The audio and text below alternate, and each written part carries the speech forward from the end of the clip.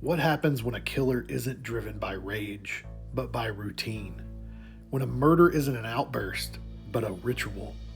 What kind of mind finds order in dismemberment and comfort in a forest full of buried secrets? Samantha Strong, hardware store owner by day, meticulous serial killer by night, isn't your typical horror villain. She's calm, calculating, and completely in control. Or at least, she thinks she is. But what really drives her need to kill? What lurks beneath her carefully constructed life in Woodbrook? Today, we're taking a deep psychological dive into the disturbed mind of Samantha Strong, from Beneath the Trees Where Nobody Sees and its prequel Präludium.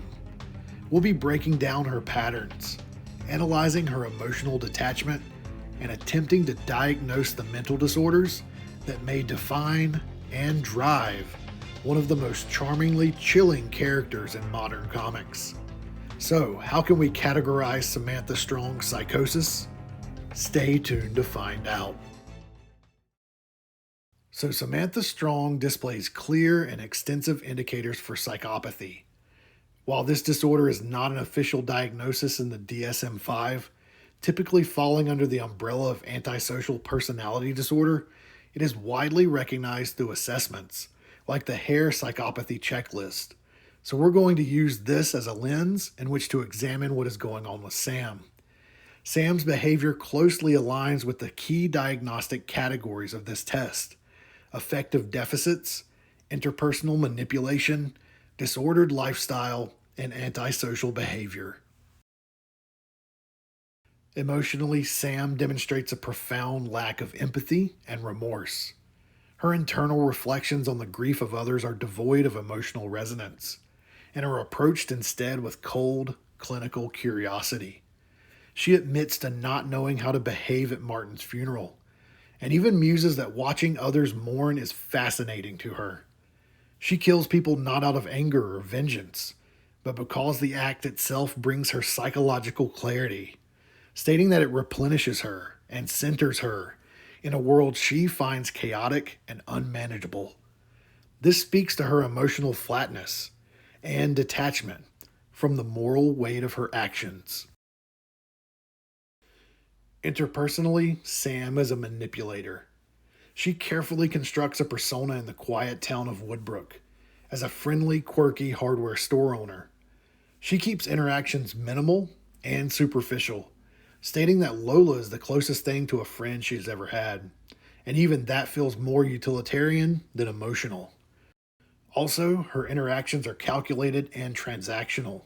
She deceives Bertie to extract information only, and even bribes him with his favorite sucker to do so. She breaks into Melody's home under false pretenses, and she even manipulates others with ease to serve her own objectives. Even when caught snooping in Melody's house, she talks her way out of it effortlessly, showing her glibness and charm as tools of control. Her entire double life is a lie, crafted to protect her secret, animalistic tendencies while she continues to murder with impunity. In terms of lifestyle, Sam's need for control is obsessive. She cannot function in chaos and uses murder as a therapeutic reset to maintain order in her mind.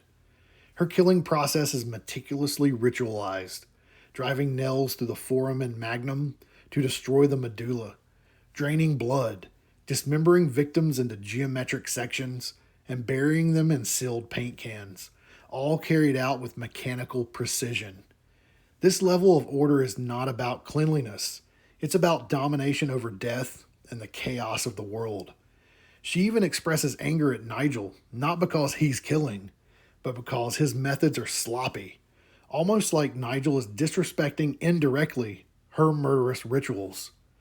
He also threatens to disrupt the delicate balance that she has created in Woodbrook, further agitating Sam's need for control. Sam's antisocial behavior is also extreme, sustained, and unapologetic. She violates laws routinely, committing murder, trespassing, deception, manipulation, and ultimately framing others for her crimes. After killing Nigel and his mother, She sets up a gruesome yet convincing crime scene to appear as if she was the victim of his rampage. Her ability to plan and execute such a cover up shows not only a lack of remorse, but an outright disdain for morality and for justice. Even in the aftermath, her concern is not about what she did, but about maintaining her routine and ensuring there is no disruption to her carefully constructed life in Woodbrook. Symbolically, Sam's recurring visions of the bear reflect her primal animalistic side, the part of her that embraces violence and survival instinct. When she sees two bears fighting in the woods, she is not frightened, she is inspired. She internalizes that vision as a metaphor for her own role in Woodbrook, the dominant predator defending her territory. Her self identification with predatory violence further highlights her psychopathy, reinforcing the idea that she does not see herself as bound by the rules of civilized society or by empathy. So, taken together, Samantha Strong fits the profile of a high functioning, organized psychopath. She is emotionally cold, manipulative, ritualistic in her violence, devoid of remorse, and completely detached from social and moral norms. Her crimes are not crimes of passion, they are acts of self regulation. Her facade is so well maintained that even those closest to her have no idea who she really is. That chilling ability to blend into society while hiding such darkness is what makes her an unmistakable portrait of psychopathy. So now that we've taken a look at Sam's psychopathy, what other disorders might she exhibit? Well, in my opinion, Samantha Strong also exhibits numerous traits consistent with obsessive-compulsive personality disorder, a condition marked by an overwhelming preoccupation with order, control, and perfectionism, often at the expense of flexibility and genuine emotional engagement. Sam's need for structure and ritual is evident in both her daily life and in her murders. Sam maintains a strict emotional and behavioral regimen, going so far as to travel outside of her town to commit murders in the city, so her carefully crafted life in Woodbrook remains undisturbed. Her obsession with detail is demonstrated through her murder methodology, using a nail to precisely sever the medulla through the foramen magnum, hanging her victims upside down to drain their blood efficiently, and meticulously cutting their bodies into square geometric sections. These are not actions born of sadism, they are acts of compulsive control.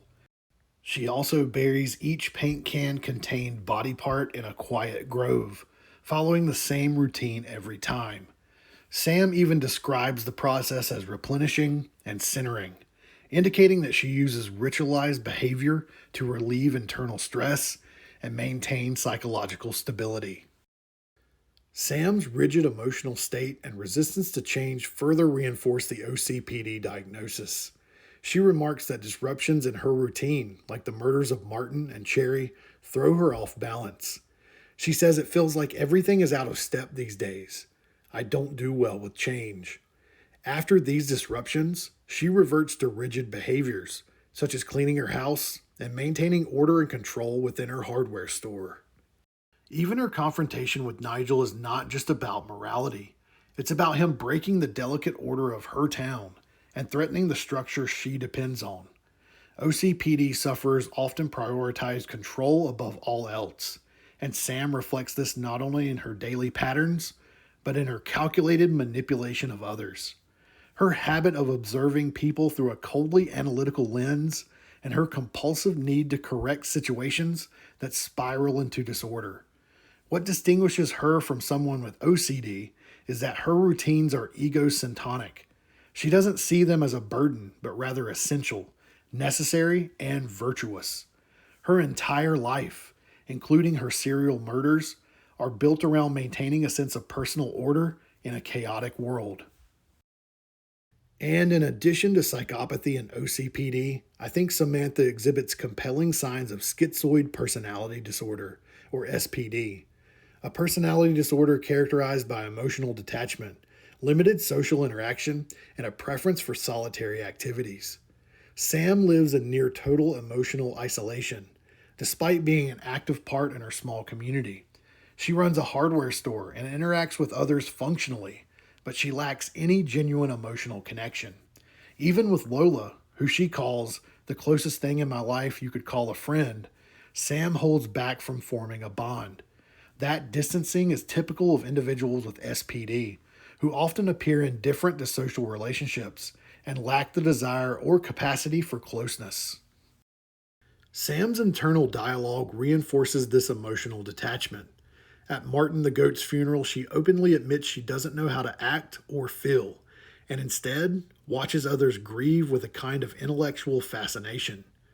She recognizes that she has inflicted the same kind of pain on countless families, but instead of expressing guilt or empathy, she calls the emotional toll she causes interesting and fascinating to watch. This illustrates the hallmark SPD trait of emotional coldness and disconnection from social norms like empathy and sadness. Furthermore, Sam frequently engages in solitary ritualized activities, like going to the city to murder, dismembering the bodies, and burying remains all in specific ways, which she finds deeply satisfying. Her preference for being alone, her difficulty forming emotional bonds, and her flattened affect all align with a schizoid personality pattern. Another important detail here is Sam's schizoid traits work in tandem with the other disorders.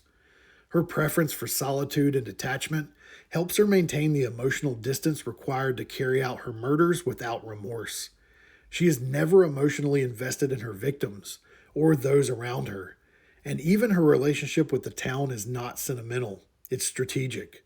She remains isolated not out of fear, but because she genuinely prefers it.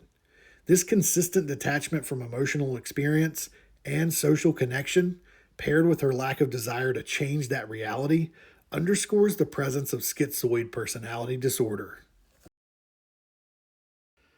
Now, on the other hand, some of you guys in the comments have continually characterized Sam as a sociopath, but I think that doesn't quite fit her correctly. Here's why.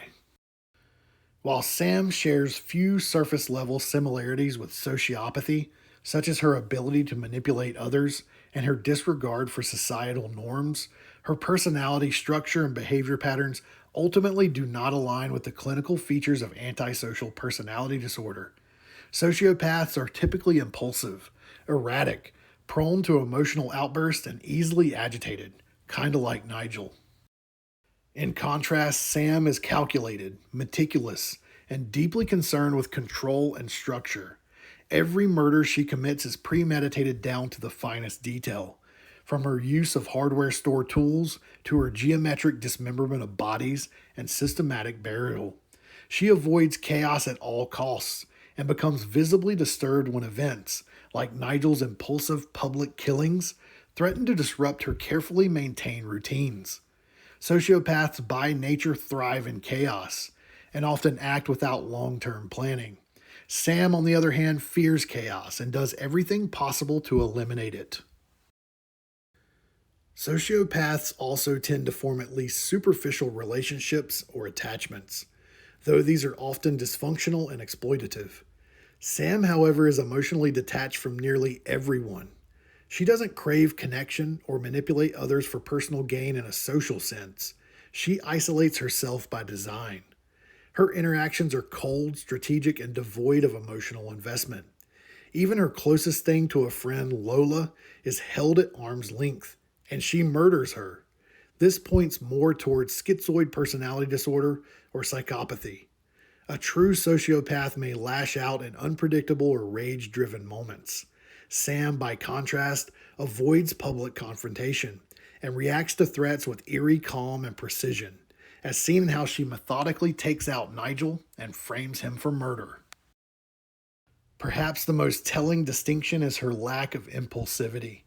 Sociopaths often act in the heat of the moment, but Sam's actions are never impulsive. She plans her kills like clockwork, develops intricate ambushes, and even fabricates diversions. These traits suggest a long-term strategy rather than spontaneous aggression. She even postpones killing altogether to hibernate when the risk becomes too high, showing her self-control and foresight. Her behavior is much more in line with psychopathy, a colder, more calculating condition. Samantha Strong may wear the friendly face of a small-town shopkeeper in Woodbrook, but beneath the surface, her mind is a cold engine of control, compulsion, and calculation. Whether you view her as a psychopath, someone with OCPD, schizoid traits, or some rare combination of all three, one thing's for sure. She's one of the most complex killers to ever grace the pages of a comic book. Her detachment isn't just chilling, it's clinical. Her rituals aren't random, they're methodical. And her need to maintain the mask of Woodbrook's most ordinary citizen, that might just be the most disturbing part of all. But what do you guys think? Is Sam a textbook psychopath? Is there something I might have missed here? Let me know in the comments below. And if you enjoyed this breakdown, don't forget to like, subscribe, and hit that notification bell so you don't miss future deep dives into the dark corners of comics right here on Comic Drops. Thanks for watching, and I'll see you in the next one.